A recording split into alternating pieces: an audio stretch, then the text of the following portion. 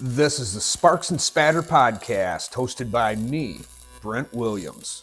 This is a welding podcast that blends storytelling with humor and serious industry insight. In this episode, I sat down with a first-year welding engineering student from Fair State University, and we talked about the craft and the opportunities in the welding industry. So if you're into this, stick around and listen along, because you're going to get to hear some honest feedback that's totally unscripted and raw. My first question I have for you, what made you want to get into welding? You go back a long time ago, I wanted to make a go-kart. And after that, I was good at science and math, and I talked to a family friend about the welding program because he had gone through it and was a welding instructor. And he said, if you like science and math and you like to work with your hands, because I did have a mechanical background, welding's a good opportunity. So I ultimately went into it. It was in the early 1990s, so there was a conflict in the Middle East going on called Desert Storm in 1992. The economy wasn't doing real well, and I thought, wow, plastics was a really hot field, and welding was a really hot field. And I saw welding as being more sustainable on a small level.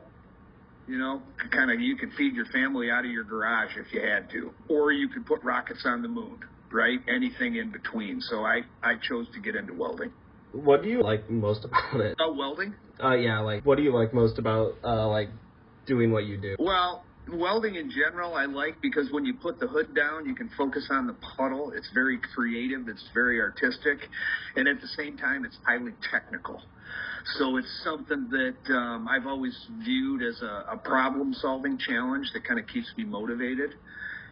And in my current role, I'm developing online learning courses, trying to do some things that other folks aren't doing. We're bringing new products to market, and that kind of takes me back to my roots of being in sales and working at Miller Electric and product development.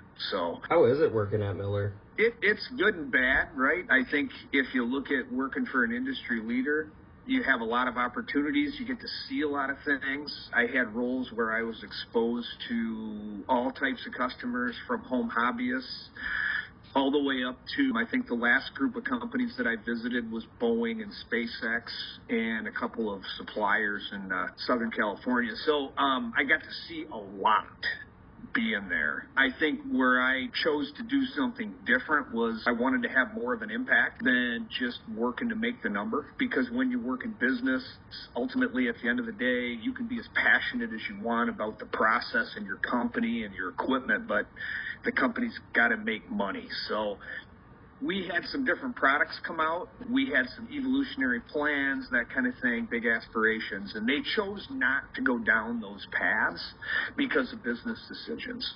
So ultimately, I left Miller, went into Ferris, and taught at Ferris for 13 years in the welding program, and felt like I was making more of an impact on somebody's life by sharing the knowledge and experience I had.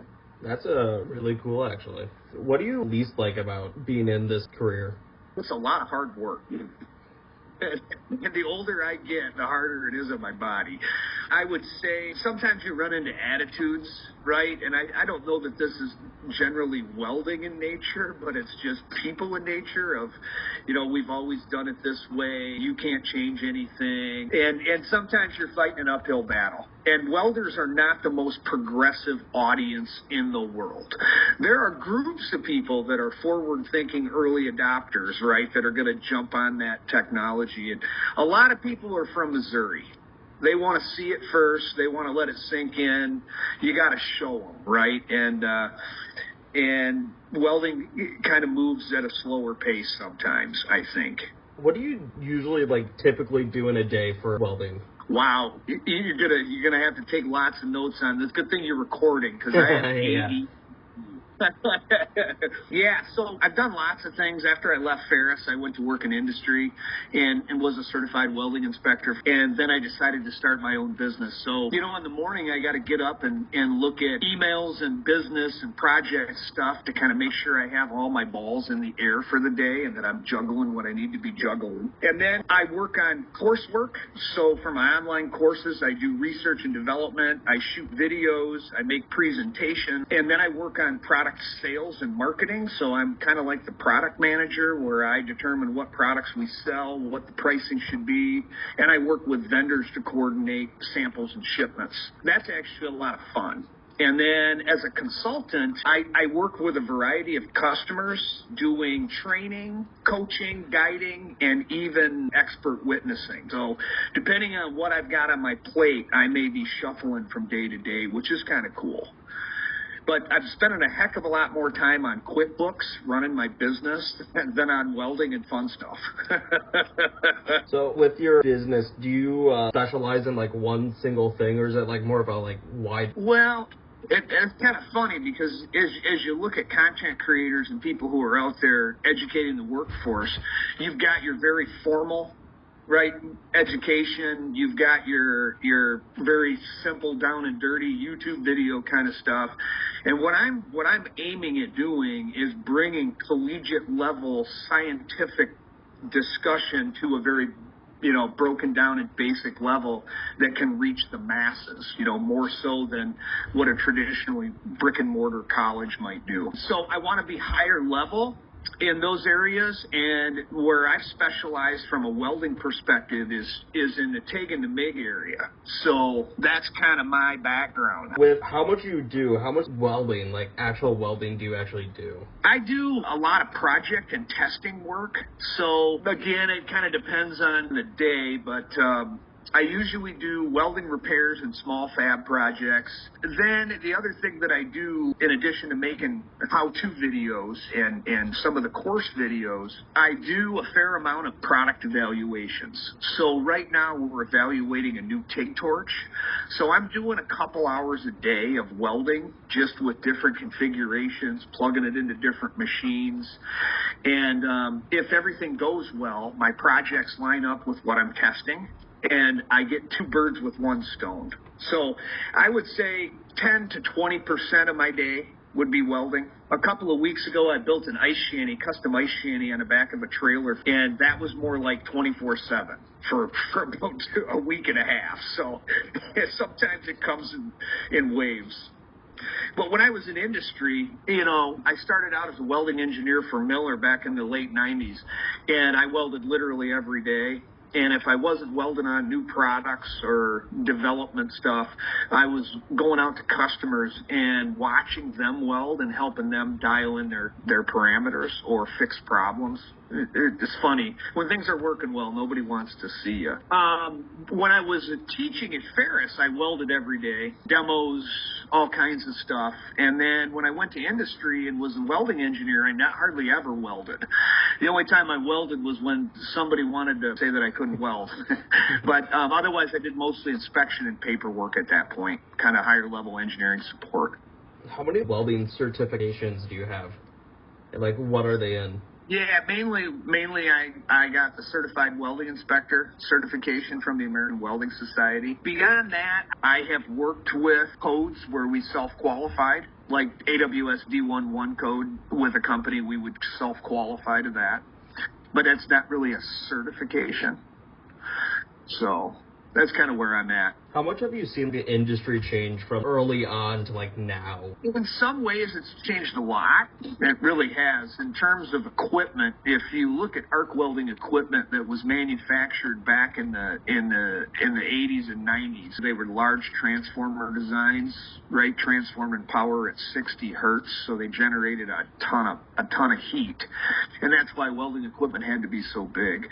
So moving forward through the 90s, we saw the development of inverter technology, and inverters operate at a much higher internal frequency, which generates less heat, so the transformer can be much smaller. So now you have machines that are lightweight and portable, and things that used to take, right, we would have to go into Yoplait, where I first started welding in the dairy, and travel all the way across the plant to make a short little 1-inch weld, and it would take like 4 hours because you had to get a forklift to move your equipment, and it just took a long time. Now you just throw a machine over your shoulder and you can walk it right down to the weld, get it done, and be back in a half an hour. So I've seen a lot of those types of changes. I've seen automation really grow. at a slower rate than they told us. But some of the stuff I've seen in the last 10 years is pretty impressive in terms of fully automating certain lines. That's been a good one. And then recently, the biggest change that we've seen or that we are seeing is the use of lasers. Lasers were touted when I was a student in 1995 as going to take over the world. They were really, really expensive to operate, and they used a lot of extra gases. And now that they've come out with some of the newer solid-state lasers, they're less power-hungry and they're less gas hogs. So lasers are becoming pretty optimum for not only cutting, but even handheld welding. It's kind of cool. Say, if I was looking for a job for welding engineering, where would you think is like the best place to look? Well, the nice thing about welding and welding engineering as a background is you can go in any area of welding that fits you.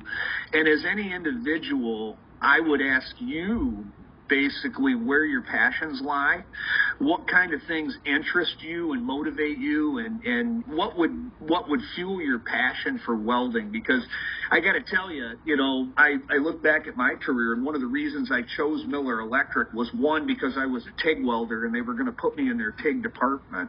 That was kind of cool. It wasn't the highest paying job, but it was prestigious. Right? And it ended up working out for me because I fit that product development role.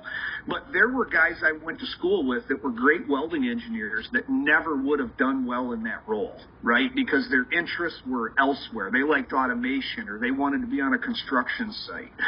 So depending on where you want to take it, I think you could choose the industry, right? Automotive, aerospace, defense, shipbuilding, general fabrication. If you love pontoon boats, there's a lot of pontoon manufacturers in Michigan. It really is endless where you could go with welding. And then as far as the level that you're at, you could be from the functional level on the shop floor making things work, or you could be right on up to management of processes, management of procedures, management of materials, right? So basically wherever you thought you might want to work. And the nice thing about the welding industry is if you get in at the welding level, a lot of companies will allow you to move and grow based on where you want to be and what your skill set is. So that's kind of cool, What do you like to do? So there's my question for you. What do you like? What do I like to do? I still think I'm kind of like finding my place where I want to really fit in. What do you do outside of welding when you're not welding? What kind of hobbies and interests do you have?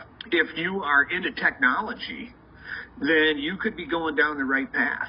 And not only do you have welding technology, as far as what happens in the box and what happens with a process, which, right, we're controlling right down to the microsecond now.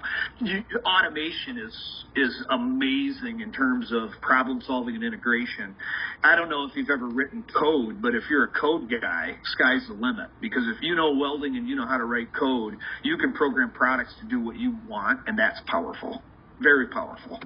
I'm looking for that kind of guy, by the way. So if you're that guy, you let me know. Going into like welding engineering, what's like one of the most important things to know going into it? I think one thing, if you've never welded before and you're going into welding engineering, you gotta know that going to a quality school is going to require a learning curve.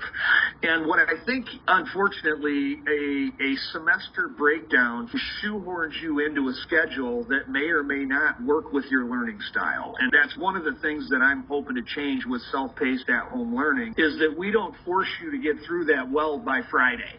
If it takes you till Monday, by gosh, you take till Monday. But a lot of people come in, they expect to try it one time, and they expect to be good at it, right? And on the first day of class, I showed a picture of Michael Jordan.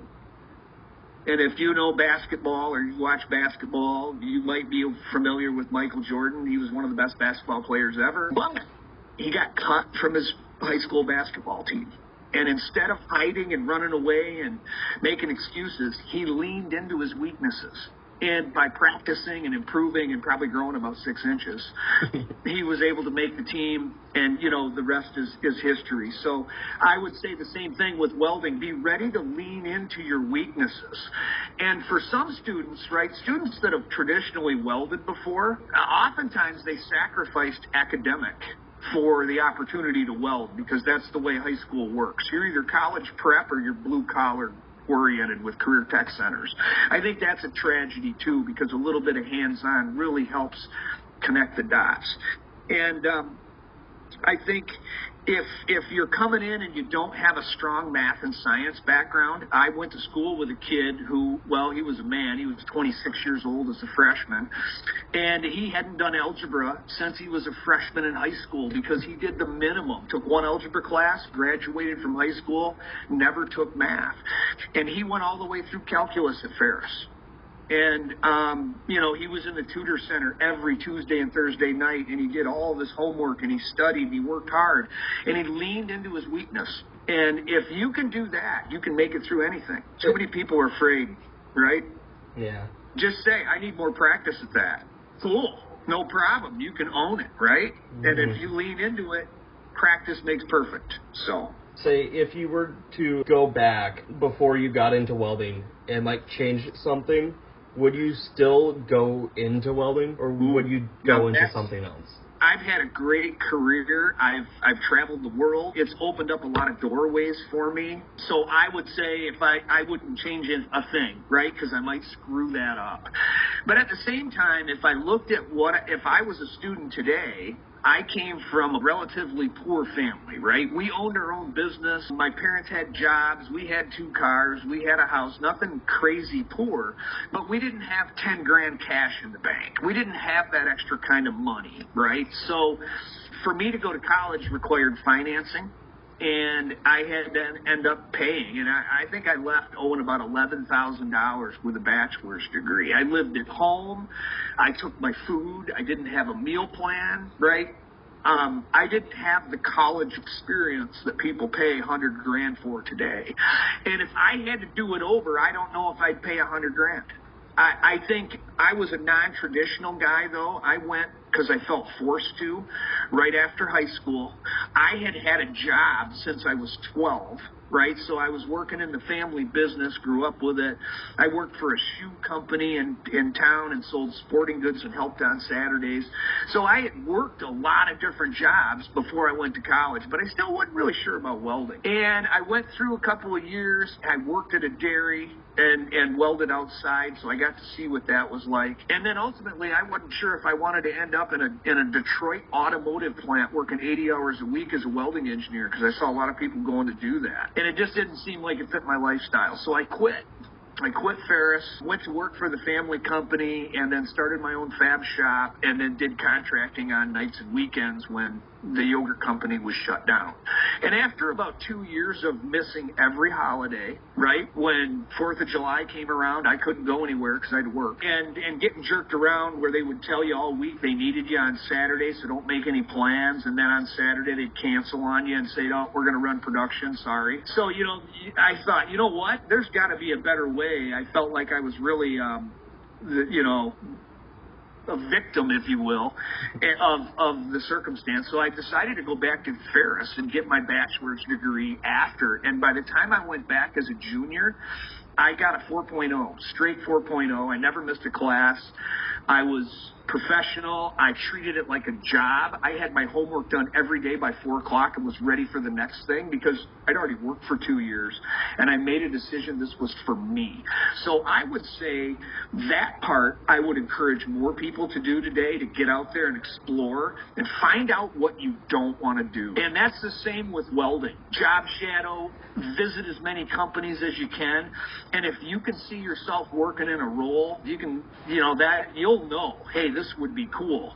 And I've sent students to manufacturing plants where they loved it, and I've sent other students to the same plants, and they said that's not for me, right? So I guess the exploratory process is good, but I may have taken a more traditional role to get into welding.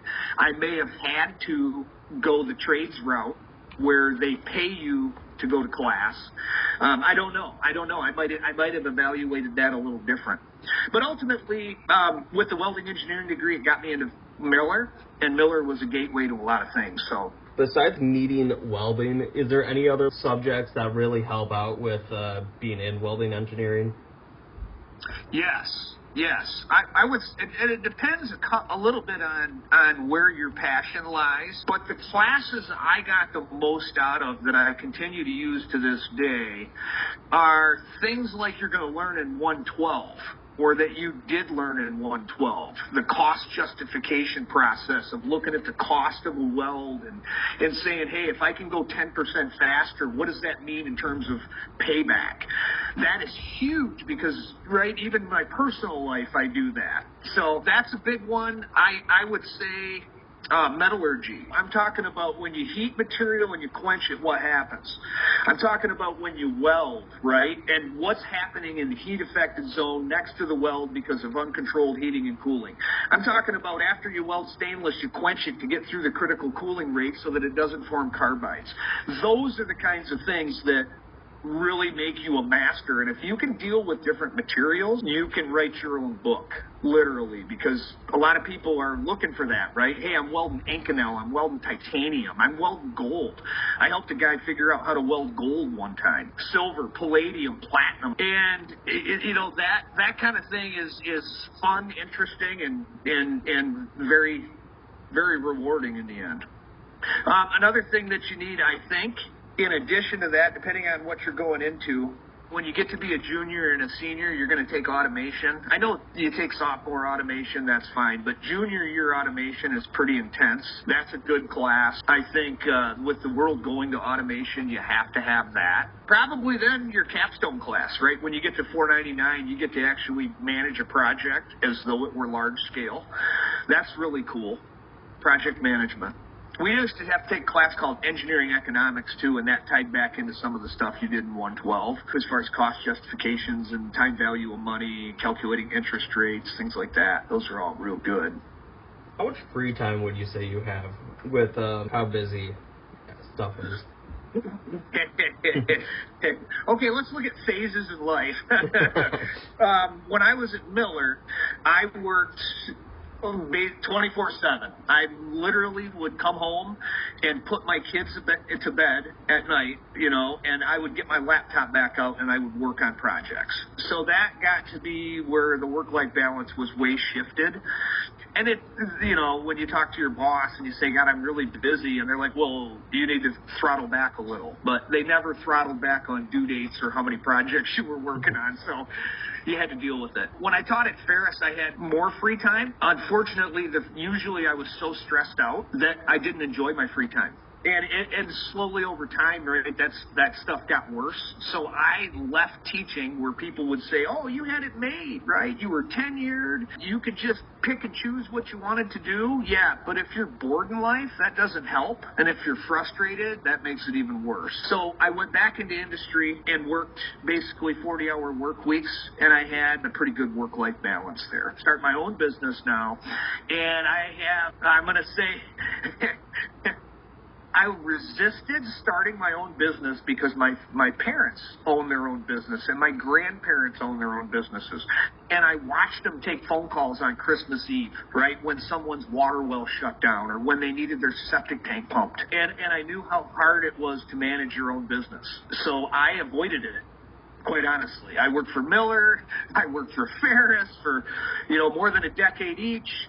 And I thought, at this point, even if I'm going to work 24/7, at least I'll be doing it for myself. And so here I am, working 24/7 again. And I would say it's not really 24/7. I would say I work anywhere from 6 to 12 hours a day, anywhere from 5 to 7 days a week. But that's because it's my passion. And at midnight last night, I was still posting videos, right? So... some of my responses will help you figure out where you fit, right? Yeah. You can find your niche. My website's weldfuzion.com, so you can see what we have going on there. And if I could ever help you, you let me know, all right? Hey, thanks for watching. Be sure to tune in next time as we go behind the hood, beyond the arc, and past the spark with our unique blend of stories, insider insight, and welder-grade humor. And if this hit home for you, come join the crew at weldfuzion.com. Keep your hood down and don't stare at the bright lights.